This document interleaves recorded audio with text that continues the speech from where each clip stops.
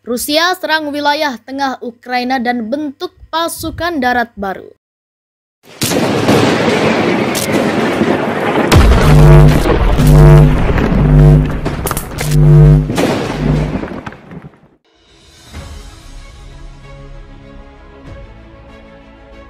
Serangan Rusia menewaskan sedikitnya 13 orang di wilayah Dnipropetrovsk tengah Ukraina semalam, kata Gubernur Valentin Reznichenko pada Rabu 10 Agustus 2022. Sedangkan Inggris mengatakan Rusia tengah membentuk pasukan darat baru untuk membantu perangnya di Ukraina. Reznichenko mengatakan lebih dari 20 bangunan rusak di Marganets, sebuah kota di seberang sungai Dnipro dari pembangkit listrik tenaga nuklir Zaporizhzhia yang dikuasai Rusia, di mana ada laporan lain soal terjadinya penembakan. Serangan itu merusak kabel listrik, menyebabkan beberapa ribu orang tanpa listrik, kata Reznichenko. Serangan tersebut juga merusak sebuah asrama, 2 sekolah, sebuah gedung konser, gedung dewan utama dan pangkalan administrasi lainnya, tambahnya. Melansir dari The Straits Times, Rabu 10 Agustus 2022. Inggris mengatakan Rusia hampir pasti membentuk pasukan darat baru yang besar untuk mendukung perangnya. Pasukan baru Rusia yang baru disebut Korps Angkatan Darat Ketiga berbasis di kota Mulino di sebelah timur ibu kota Rusia, Moskow, kata Kementerian Pertahanan Inggris dalam buletin intelijen harian. Kementerian Inggris mengungkapkan para komandan Rusia menghadapi prioritas operasional yang bersaing untuk memperkuat serangan mereka di wilayah Donbas di timur, serta memperkuat pertahanan terhadap serangan balik Ukraina di selatan. Setelah gagal merebut ibu kota Ukraina, Kiev di awal perang, pasukan Rusia telah fokus ke timur dan selatan, di mana separatis pro-Moskow telah menguasai wilayah itu sejak Rusia mencaplok Crimea pada tahun 2014 sebelumnya. Sebuah ledakan kuat terjadi di pangkalan udara Rusia di Crimea, wilayah yang dicaplok Rusia dari Ukraina pada 2014. Saksi mata mengatakan mereka telah mendengar setidaknya 12 ledakan sekitar Selasa 9 Agustus 2022 pukul 15.20 waktu setempat dari pangkalan udara Sake dekat Novofedorivka di pantai barat semenanjung itu. Kementerian Pertahanan Rusia bersikukuh bahwa peledakan beberapa gudang amunisi penerbangan telah menyebabkan serangkaian ledakan. Rusia mengatakan tidak ada yang terluka.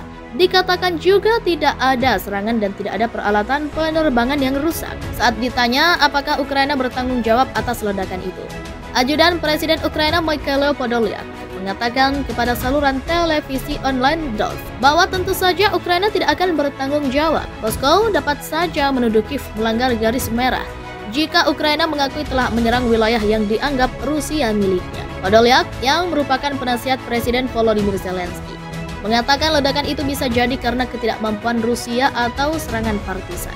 Orang-orang yang hidup di bawah pendudukan memahami bahwa pendudukan akan segera berakhir, katanya. Perang di Ukraina dimulai dengan Crimea dan harus diakhiri dengan pembebasannya, kata Presiden Volodymyr Zelensky. Presiden Ukraina berbicara setelah serangkaian ledakan menghantam pangkalan udara Rusia di sana, menewaskan 1 orang. Volodymyr Zelensky tidak menyebutkan ledakan yang terjadi baru-baru ini, tetapi mengatakan Crimea adalah Ukraina dan kami tidak akan pernah menyerah. Kementerian Pertahanan Rusia mengatakan amunisi diledakkan di pangkalan itu. Sementara itu Ukraina membantah bertanggung jawab atas ledakan tersebut. Dalam perkembangan terpisah, pejabat Ukraina mengatakan bahwa ada 13 orang tewas dalam serangan Rusia semalam di wilayah Dnipropetrovsk Tengah dan 1 lagi di wilayah Zaporizhzhia di selatan. Crimea secara internasional diakui sebagai bagian dari Ukraina, tetapi semenanjung Laut Hitam dianeksasi oleh Rusia pada 2014 setelah referendum yang dianggap tidak sah oleh komunitas global.